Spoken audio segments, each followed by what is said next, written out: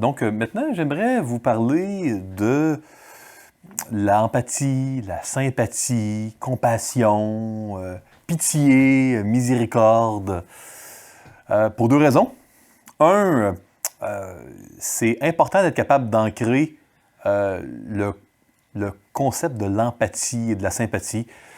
Empathie qui est de plus en plus utilisée dans la relation d'aide. C'est bon de savoir à quoi ça correspond et à quoi ça ne correspond pas dans la Bible. De plus, il y a énormément de recherches récentes en neurosciences et en psychologie séculière sur les impacts psychologiques et physiologiques de l'empathie versus la compassion, etc. Je crois que c'est intéressant pour nous, comme croyants, d'être conscients de ces impacts-là et d'avoir des notions un peu plus aiguisées pour être capable de faire un bon ancrage, d'avoir une articulation biblique de ces concepts-là et de distinguer les différents concepts entre eux. Empathie, sympathie, compassion, par exemple. Donc, la théologie de la compassion va venir à la fin de ma présentation. J'aimerais commencer par vous présenter quelques définitions séculières ainsi que quelques opinions séculières qui circulent beaucoup présentement chez les chercheurs en neurosciences qui s'intéressent au thème de la compassion, de la pitié, de l'empathie, etc. J'aimerais remercier vraiment le Dr Rachel Thibault qui m'a aimablement autorisé à utiliser plusieurs diapositives provenant de ses formations sur la neurologie de la compassion. Le terme sympathie a quasiment disparu de la nouvelle nomenclature. On parle d'empathie maintenant. Je vais chercher à vous convaincre d'un point de vue biblique que, pour toute fin pratique, ça semble être dans l'articulation biblique des synonymes, mais on comprenait vraiment en psychologie, en neurologie séculière, que la sympathie était vraiment de se mettre vraiment à la place de l'autre, au niveau pas seulement de l'émotion, mais au niveau du comportement. Et ça, c'était quelque chose qui était nocif quand on s'associe trop étroitement à quelqu'un qui souffre.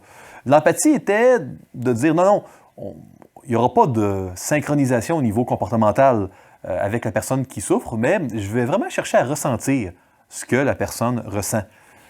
Et comme il y avait un focus vers la douleur de la personne, l'empathie ne motive pas vers l'action, peut devenir toxique quand quelqu'un souffre parce que la personne a très très mal.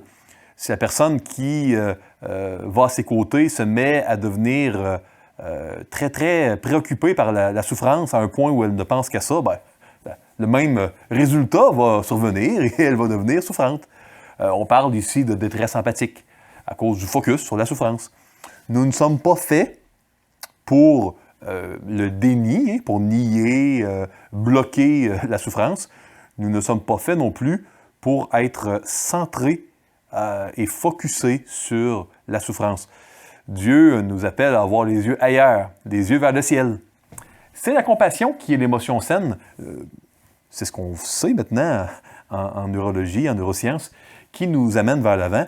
Bonne nouvelle, c'est définitivement ce que la parole de Dieu enseigne depuis très longtemps, bien avant que ces recherches-là soient documentées. En recherche, la compassion est souvent définie comme une réponse vertueuse qui cherche à adresser la souffrance à travers une compréhension relationnelle et une action.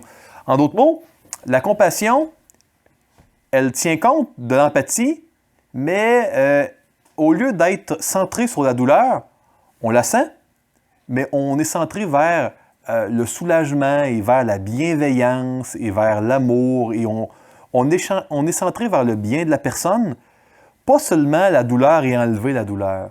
L'empathie, c'est on sent la douleur de la personne et on va souffrir avec elle aussi longtemps qu'elle a mal et on n'est pas nécessairement en mode d'aller vers l'avant.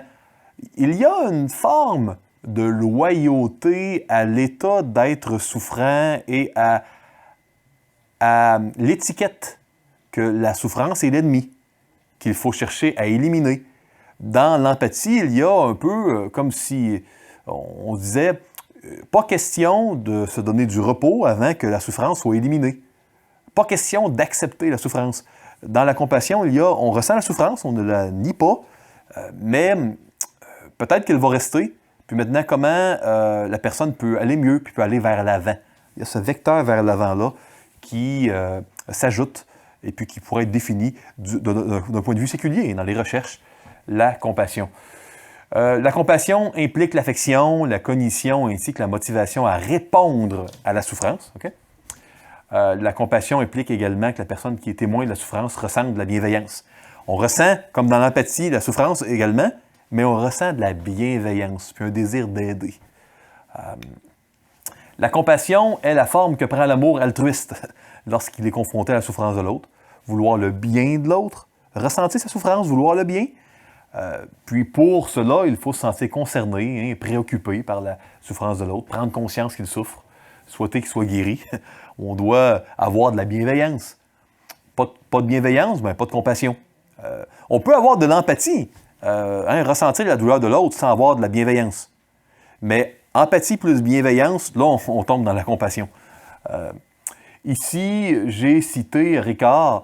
Ricard, qui est ce célèbre chercheur français qui a fait des recherches sur la résilience de calibre mondial.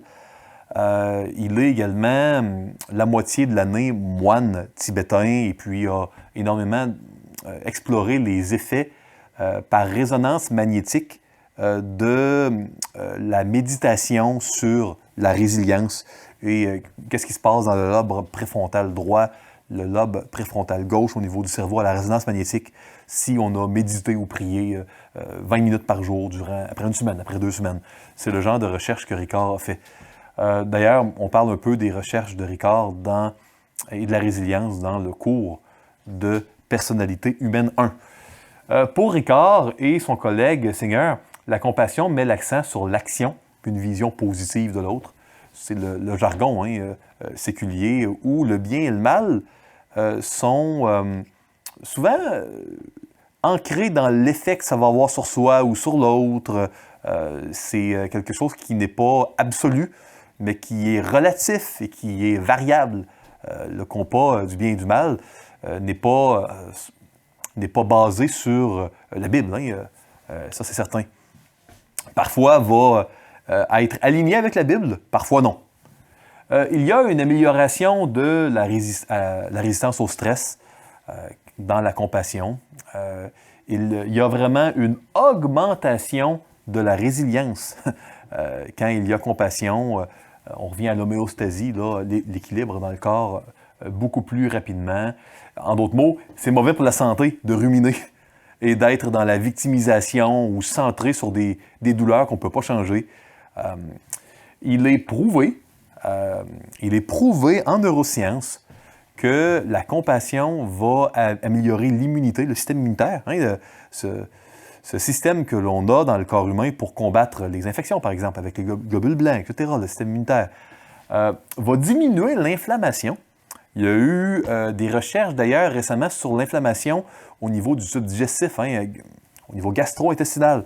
Et il y a des évidences qu'il y a une diminution de l'inflammation quand on pratique la compassion. Amélioration de la capacité d'attention, de l'appréciation du quotidien. Bon, vous n'êtes pas surpris, amélioration des relations. J'imagine qu'on est en train de dénoncer une évidence, mais effectivement, dans une relation où il y a de la compassion, c'est pas surprenant que ça s'améliore. On aurait pu le prédire, certainement. Donc, pourquoi on parle de compassion dans les milieux séculiers, en neurosciences, en psychologie? Parce que il y a un effet là, qui est mesurable, qui est documenté, et un effet qui est surprenant. C'est surprenant de voir les effets de la compassion sur l'individu qui va exercer la compassion et sur l'individu qui va la ressentir de la part de quelqu'un d'autre. C'est surprenant de voir les effets. Au niveau de l'empathie, donc ici, il y a des effets, mais des effets qui sont bien moindres, bien moins intéressants que la compassion. Oui, il y a une identification à l'autre et à sa souffrance, comme dans la compassion, mais il y a un désir quasi obsédant de mettre fin à la souffrance. Comme si la souffrance est l'ennemi Et puis, une vie réussie, c'est une vie sans souffrance. Alors que, évidemment, bon, nous le savons, la Bible nous enseigne quelque chose de très, très différent. Parfois, la souffrance sur notre chemin, elle n'est pas modifiable. Si on est amputé, si on devient aveugle, il y a des choses qui ne peuvent pas être modifiées. Si on a perdu notre époux, notre épouse, un enfant, il y a des éléments qui sont non modifiables. Et l'acceptation, extrêmement importante dans le processus de deuil, elle va habituellement être absente ou périphérique dans une dynamique d'empathie. Il va y avoir ce qu'on appelle la détresse empathique dans une dynamique où il n'y a que empathie. Il va y avoir des circuits neuronaux de la douleur activés que l'on peut voir à la résonance magnétique chez un sujet, comme dans l'insula antérieure et le cortex singulaire au niveau du cerveau, un épuisement qui va être plus rapide. Par contre, dans la compassion, on est dans la conscience de la souffrance de l'autre. Il y a un constat. Il y a un désir aussi d'atténuer ou d'abolir cette souffrance-là.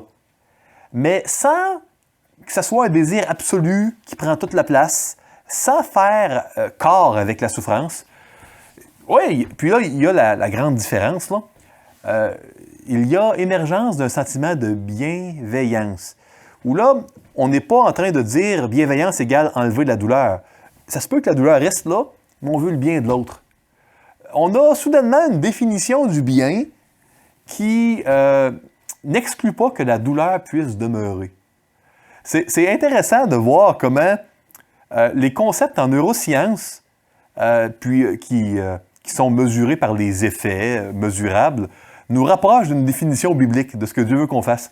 C'est quelque chose qui est vraiment intéressant, puis qui devrait, je crois, nous amener à être émerveillés par la précision et la profondeur des Saintes Écritures qui nous enseignent tout cela depuis des milliers d'années. Hein?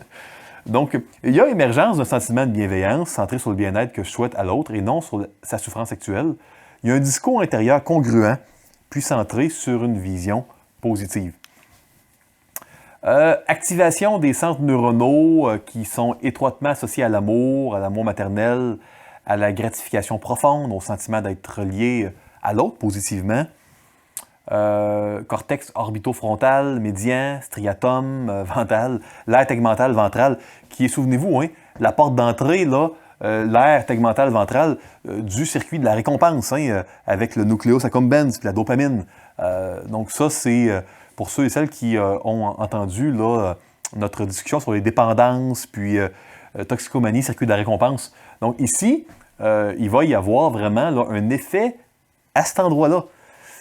Pas surprenant que parfois, on voit des résultats là, fascinants dans les démarches d'aide où il y a de la compassion, où il y a de l'amour, il y a de la bienveillance, démarches d'aide à la toxicomanie et aux dépendances. Et pas surprenant que parfois, on voit une prévalence plus accrue de dépendance et de certains exutoires dans des endroits où c'est dur, où il n'y a pas beaucoup d'affection ou de compassion.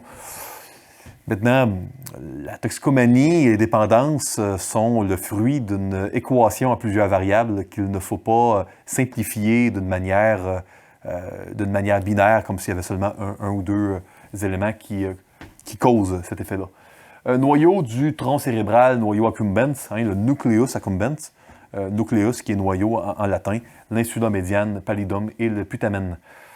Il y a des effets positifs qui vont être inversement associés au burn-out. En d'autres mots, dans la compassion, il va y avoir, plus il y en a, de la compassion puis un désir de bienveillance de l'autre, ça diminue les chances statistiques de faire un épuisement, un burn-out. C'est ce que la phrase ici veut dire. Compte tenu des mécanismes neurophysiologiques de la compassion, on ne peut pas souffrir de fatigue de compassion. Parce que, alors que l'empathie vide les batteries, la compassion est quelque chose qui les recharge. Vous savez, on ne peut pas non plus avoir de panne d'essence quand on est en train de remplir à une station-service d'essence notre voiture. On ne peut pas non plus décharger de batterie quand on la charge. Donc, c'est un peu ce qu'on dit ici. On souffre de détresse empathique qui s'accompagne d'une réduction majeure de la sécrétion de cortisol. Ça, c'est dans le cas de l'empathie, évidemment. Ici, vous voyez dans le cas d'un deuil. Le deuil, c'est quoi?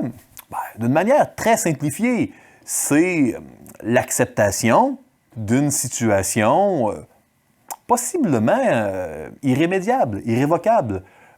Il y a une tragédie, un dommage qui survient.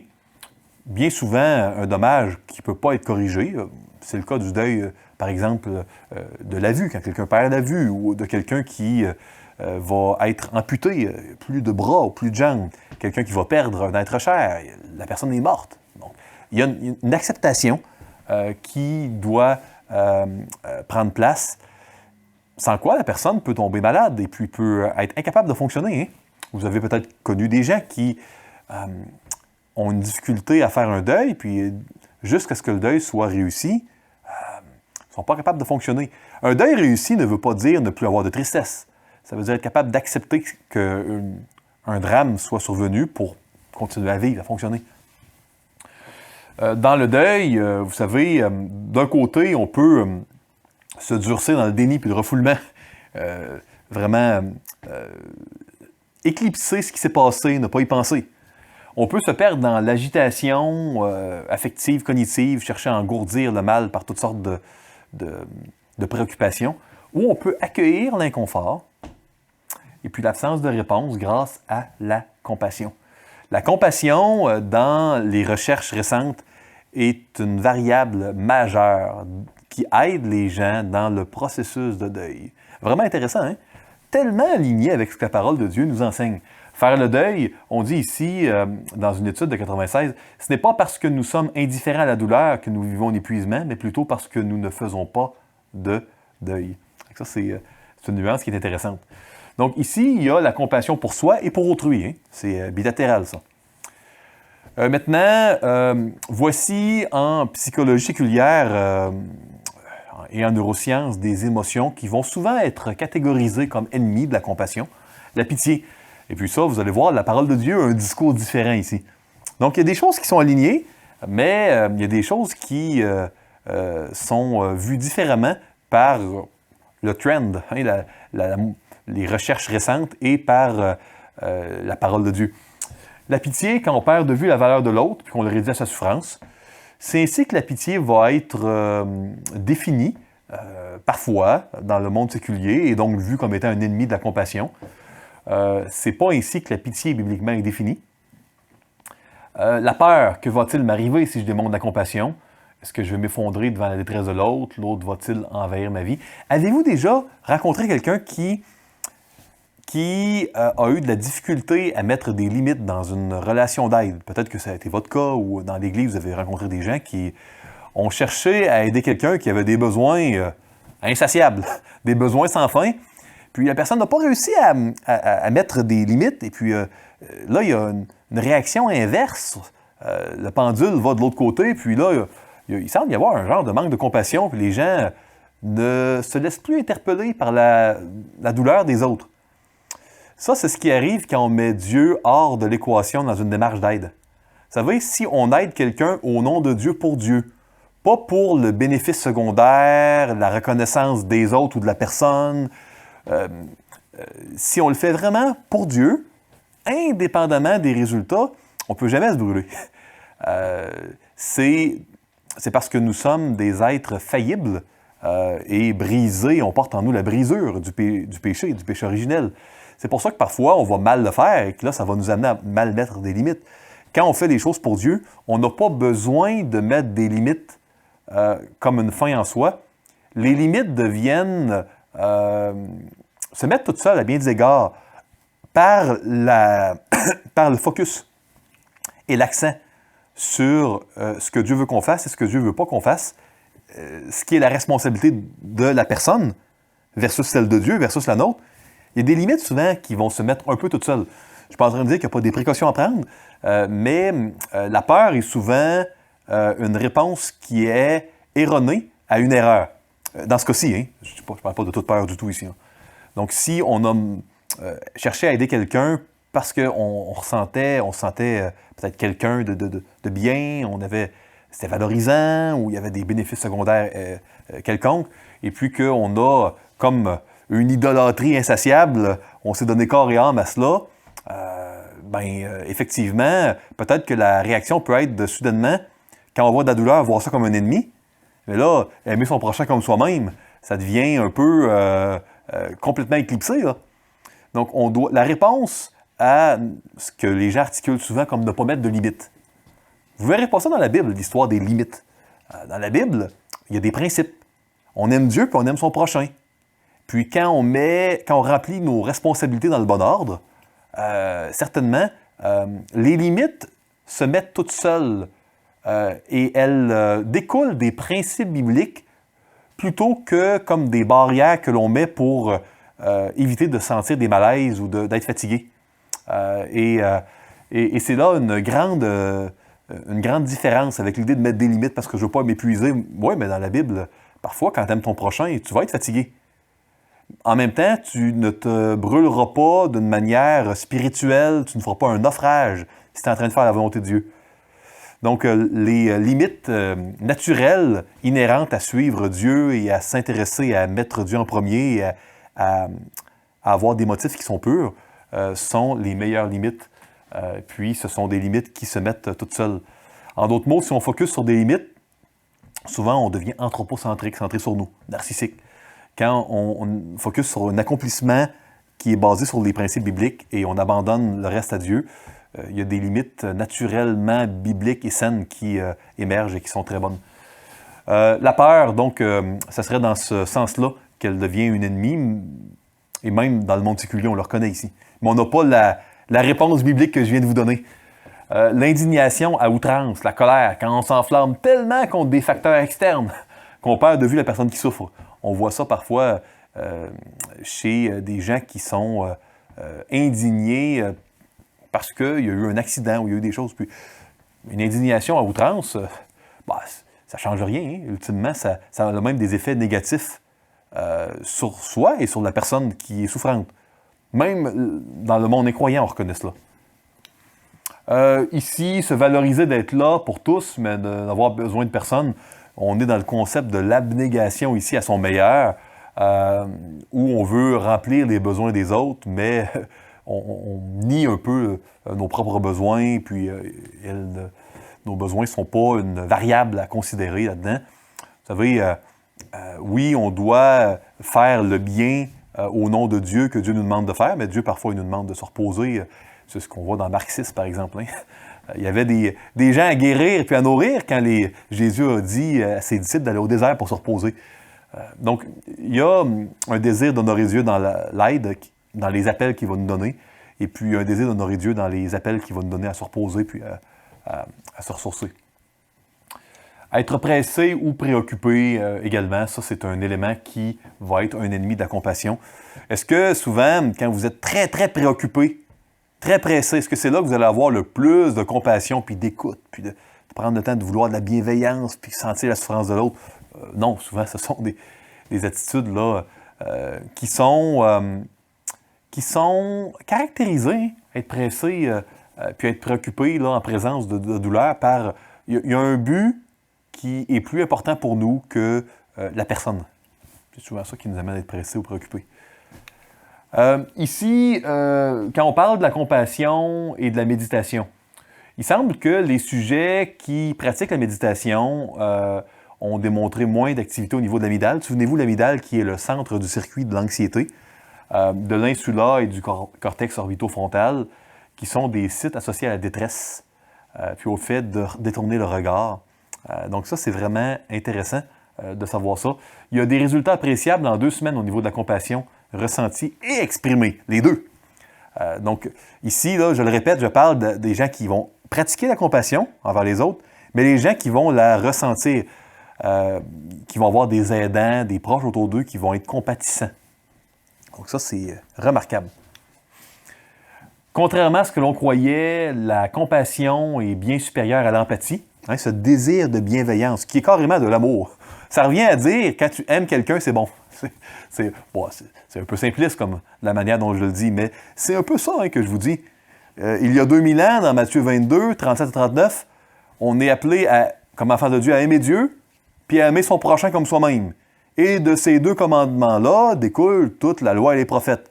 2000 ans plus tard, on vous dit, oui, quand tu aimes les autres, ça va avoir plein d'effets profitables sur toi et sur les autres. Pas surprenant, Dieu nous dit que c'est un des 2 commandements les plus importants, de fondation. Dans Matthieu 22, 37-39. Donc ici, on parle là, des impacts neurologiques, psychologiques, physiologiques de l'accompagnant, chez l'accompagnant, qui sont révolutionnaires. Maintenant, qu'est-ce que la Bible enseigne? Parce qu'on vous a parlé beaucoup des recherches, puis comment c'est à la mode présentement parler de tout ça. Avant, on parlait de la sympathie, mais on a parlé plus récemment de l'empathie, puis par la suite de la compassion. Qu'est-ce que la Bible dit de tout ça?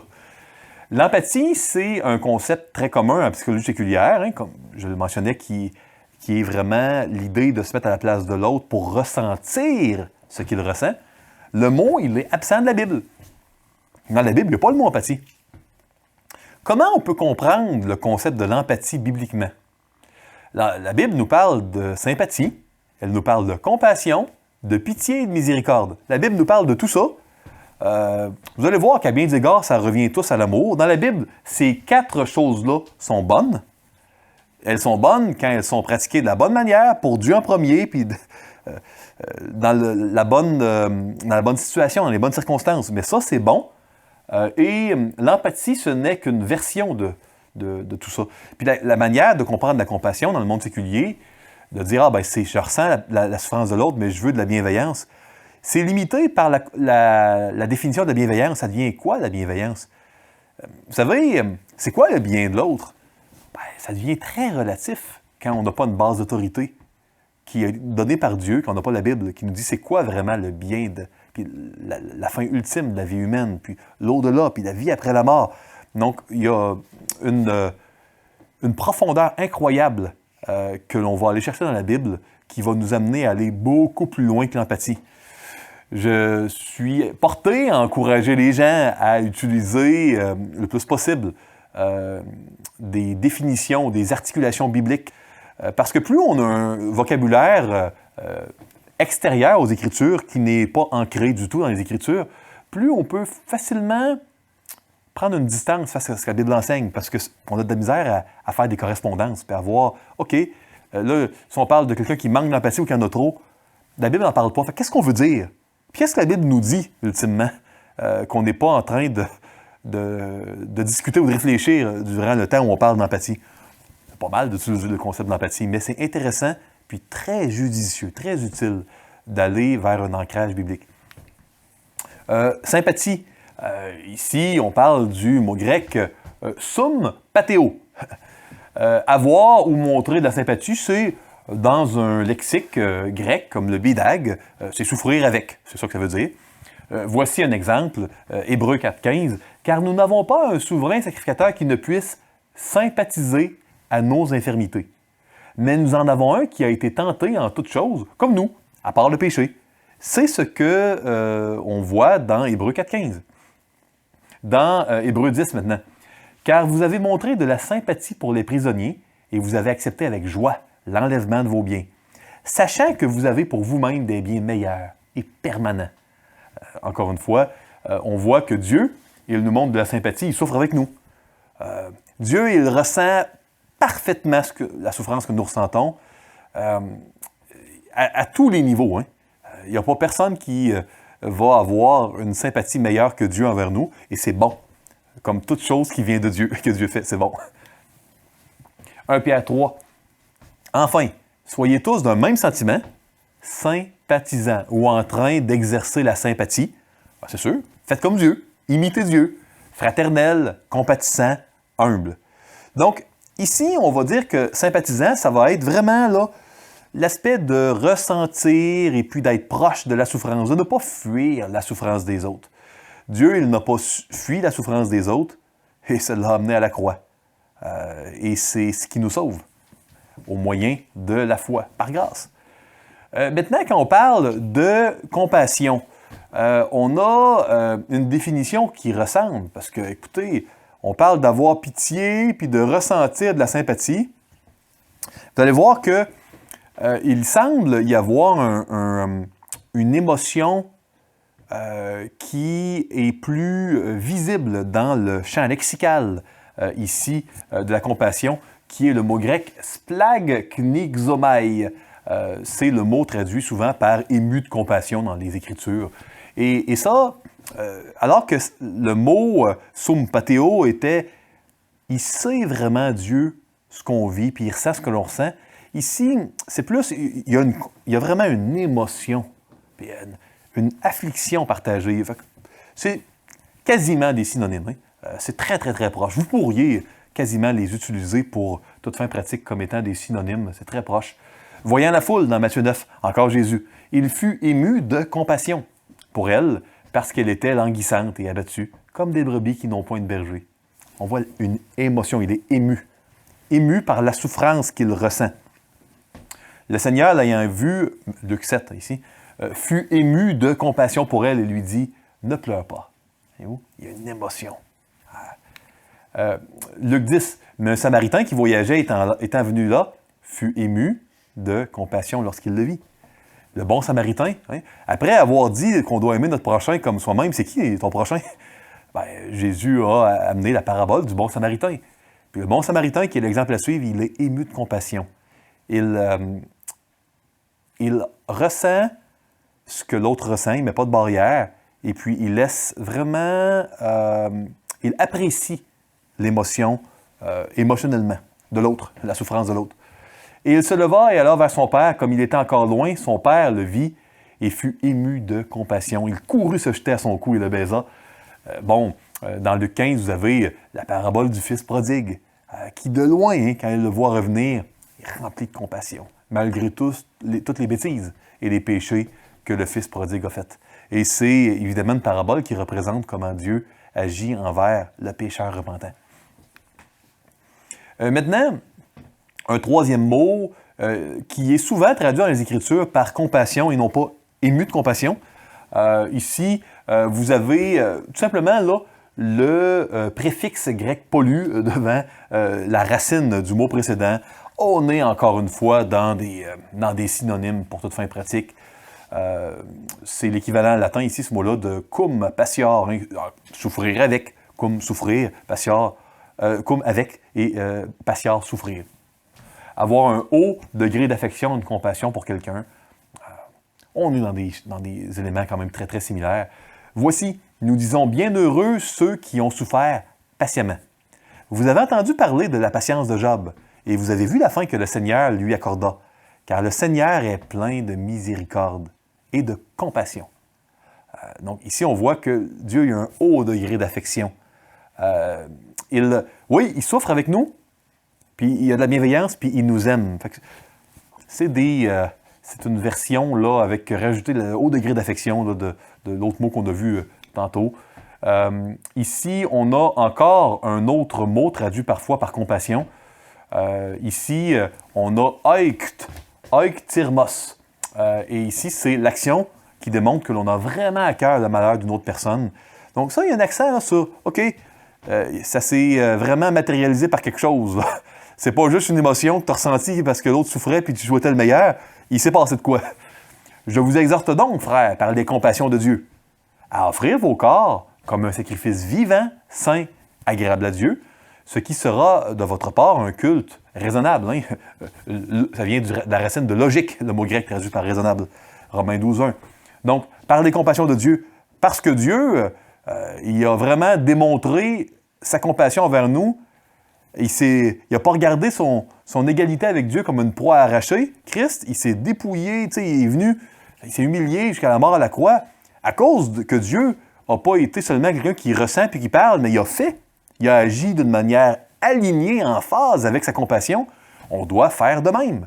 On ne doit pas seulement ressentir et aimer, on doit mettre des pattes à cela et matérialiser nos démarches selon les appels de Dieu et les opportunités que Dieu nous donne. Et on doit le faire pour Dieu, au nom de Dieu, selon les appels de Dieu. Un besoin n'est pas nécessairement un appel. C'est dans un appel va être fait avec discernement de la volonté de Dieu. 2 Corinthiens 1:3, « Béni soit Dieu, le Père de notre Seigneur Jésus-Christ, le Père des miséricordes et le Dieu de toute consolation. » Ici, voyez-vous, le même mot qui a été traduit ici par compassion, a été traduit par miséricorde. C'est le Père de celui qui a matérialisé qu'il a à cœur le malheur d'une autre personne, puis ça a été traduit par des actions, pas seulement des paroles ou une émotion.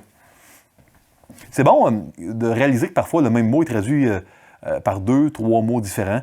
Et là, dans les milieux d'exégèse, il y a des gens qui sont contre ça. Il y en a qui sont pour ça. Puis c'est un des débats dans les milieux d'exégèse. Est-ce que les mots devraient davantage être traduits là, par le même mot dans une langue, comme en français en l'occurrence ici, ou selon le contexte, on devrait chercher un mot qui s'approche davantage? Mon opinion est que, sans que j'aie d'opinion absolue sur le sujet, est que en raison de la nature même de la littérature hébraïque qui vise souvent à faire des contrastes, puis à faire référence à par un vocabulaire similaire à des événements, que ça peut être certainement là, quelque chose qui parfois diminue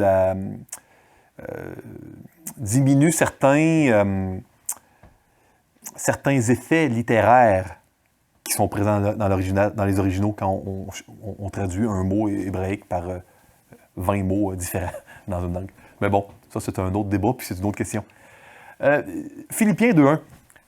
Si donc il y a quelques consolations en Christ, puis comprenez ici, là, il y a au moins 4 formes de si différents en grec. Ici, ça serait... Comprenez qu'il y a ici un genre de subjonctif ici, pour nous en français, où on pourrait traduire par un puisque. Puisque il y a. Donc, si donc il y a quelques consolations en Christ, s'il y a quelques soulagements dans la charité, s'il y a quelques unions d'esprit, s'il y a quelques compassions, quelques miséricordes. Hein, et bien sûr qu'il y a ça en Christ, une manifestation de la bienveillance de Dieu, très concrète. Bien là, agissez de telle manière, c'est la suite de Philippiens 2. Colossiens 3. Ainsi donc, comme des élus de Dieu, saints et bien-aimés, revêtez-vous d'entrailles de miséricorde, de bonté, d'humilité, de douceur et de patience. C'est un des passages ici qui nous encourage, qui nous commande de rechercher certaines émotions, mais pas comme une fin en soi, mais qui va nous amener à l'action. La Bible n'est pas contre la recherche d'émotions. La Bible va réglementer la recherche d'émotions. On doit rechercher dans la Bible les bonnes émotions au bon moment, pour les bonnes raisons, au bon endroit, et le faire pour la bonne personne, pour le bon motif. En d'autres mots, Philippiens 4.4, on doit se réjouir dans le Seigneur, toujours. On doit rendre grâce en toutes choses, on doit rechercher les larmes parfois dans Jacques.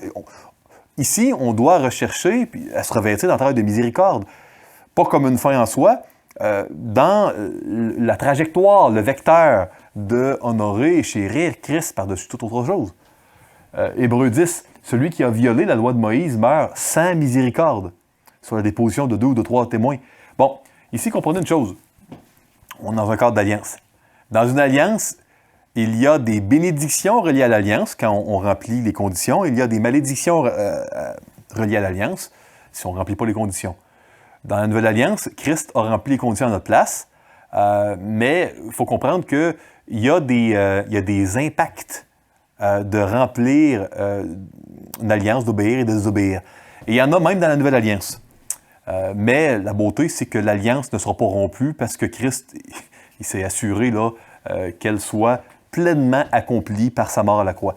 Donc, ici, on dit, celui qui viole là, la loi là, de Moïse, dans l'alliance mosaïque, il meurt sans qu'il puisse bénéficier de la bénédiction d'alliance et des effets de l'alliance. Donc ça, c'est un peu l'usage ici. Et ici, avoir pitié, ou parfois aussi traduit par avoir miséricorde.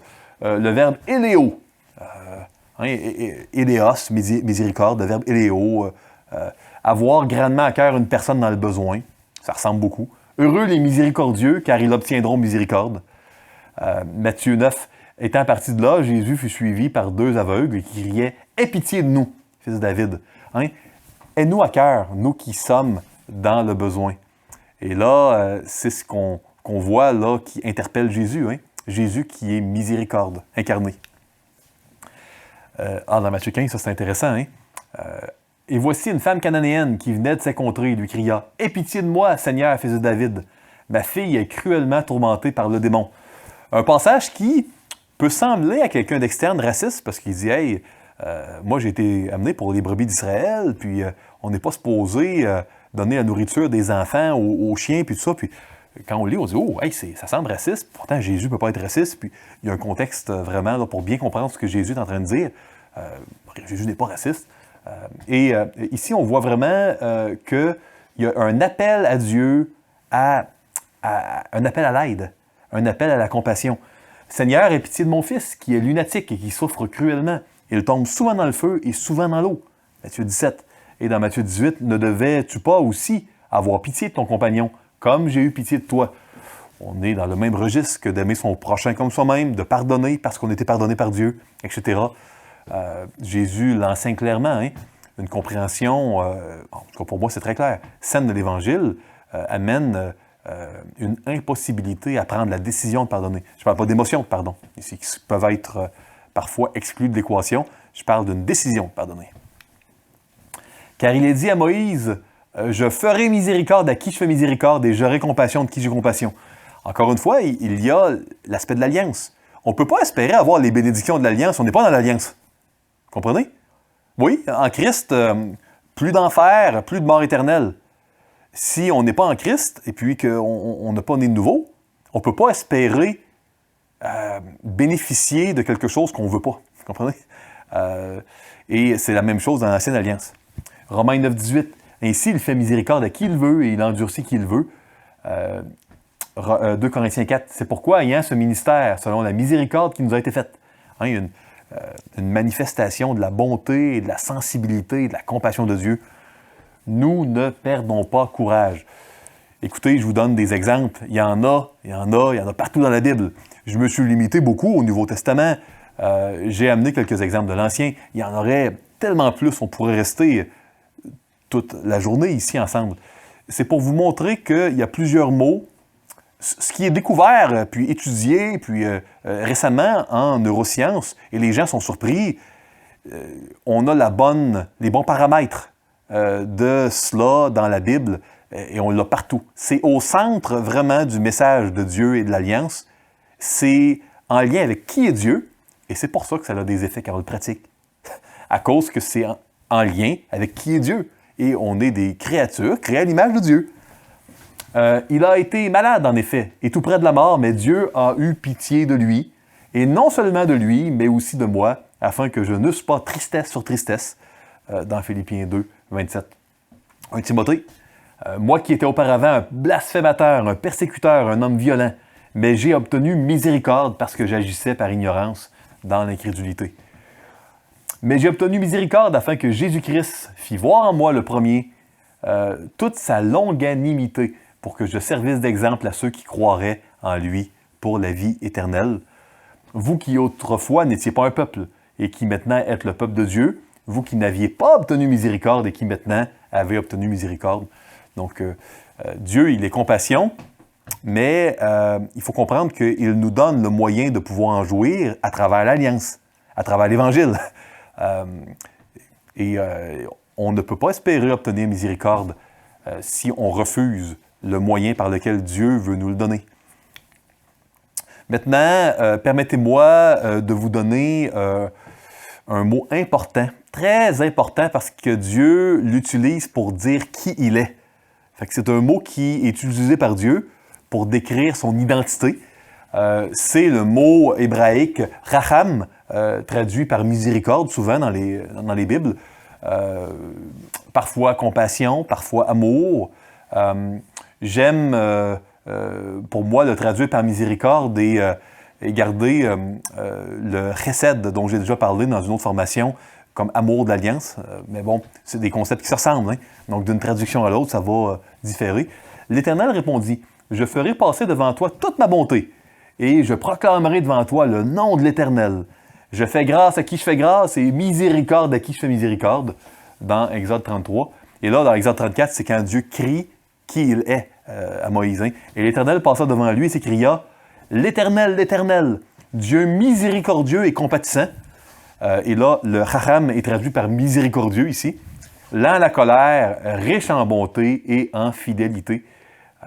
Donc, ici, vous allez voir là, la description de l'identité de Dieu. Pas surprenant que ça nous fasse du bien quand on le fait à nous, aux autres. C'est relié à qui est Dieu. Rien de ce qui sera dévoué par interdit ne s'attachera à ta main, afin que l'Éternel revienne de l'ardeur de sa colère, qu'il te fasse miséricorde et grâce et qu'il te multiplie comme il l'a juré à tes pères, dans Deutéronome 13. 1 Roi 8. Pardonne à ton peuple ses péchés et toutes ses transgressions contre toi. Excite la compassion de ceux qui les retiennent captifs afin qu'ils aient pitié d'eux. Ici, dans 1 Roi 8, nous sommes dans une prière de dédicace que le roi Salomon fait après avoir bâti le temple. Une prière formidable qui s'est avérée être prophétique à bien des égards. Parce qu'on se demande peut-être pourquoi Daniel il priait 3 fois par jour en direction de Jérusalem. Il y avait là une mention de cela dans la prière de Salomon. Ésaïe 54. Quand les montagnes s'éloigneraient, quand les collines chancelleraient, mon amour ne s'éloignera point de toi, et mon alliance de paix ne chancellera point, dit l'Éternel qui a compassion de toi, de toi qui est dans l'alliance. C'est un des fruits, une des conséquences de l'alliance. Jérémie 12. Mais après que je les aurai arrachés, j'aurai de nouveau compassion d'eux, et je les ramènerai chacun dans leur héritage, chacun dans son pays. Dans l'alliance, pas de péché trop grand qui va nous bloquer de la compassion de Dieu. Dans l'alliance. Si on ne veut pas être dans l'alliance, on n'est pas dans l'alliance, c'est différent. Osée 1. Elle conçut de nouveau et enfanta un fils. On parle de Gomère ici, la femme de Osée, la femme prostituée. Et l'Éternel dit à Osée, donne-lui le nom de Lo-Rushama. Ici, Lo, qui veut dire, c'est une négation très forte, permanente, absolue en hébreu ancien. Rushama, pas de miséricorde, pas de compassion. Car je n'aurai plus pitié, ou ici on l'a traduit par pitié. Je n'aurai plus pitié de la maison d'Israël, je ne lui pardonnerai plus. Mais j'aurai pitié de la maison de Juda. Je les sauverai par l'Éternel leur Dieu, et je ne les sauverai ni par l'arc, ni par l'épée, ni par les combats, ni par les chevaux, ni par les cavaliers. Alors l'ange de l'Éternel prit la parole et dit, l'Éternel des armées, jusqu'à quand n'auras-tu pas compassion de Jérusalem et des villes de Juda, contre lesquelles tu as hérité depuis 70 ans? Zacharie 1,12. Donc, ici, on voit vraiment comment, à l'intérieur de l'Alliance, on peut espérer, d'une manière assurée, sûre et certaine, les plus grandes compassions, pitié, miséricorde de Dieu. Donc, ce que j'aimerais que vous reteniez, c'est aimer Dieu, aimer votre prochain, faites toute action d'amour au nom de Dieu sans avoir à craindre les conséquences pour les autres. L'absence de conséquences ou les résultats des autres, ça appartient à Dieu. Sans avoir à craindre votre sort, cherchez seulement à faire la volonté de Dieu avec sagesse, selon les paramètres de Dieu décrits dans la Bible, et puis vous allez être dans une excellente posture. Les recherches modernes les plus récentes nous le prouvent. En espérant que cette discussion à la fois scientifique et biblique ait pu vous être utile. Que Dieu vous bénisse.